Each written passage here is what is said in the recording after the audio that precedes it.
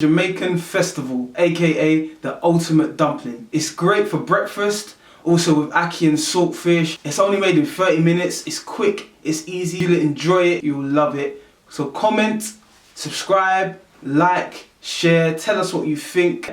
Let's get cooking.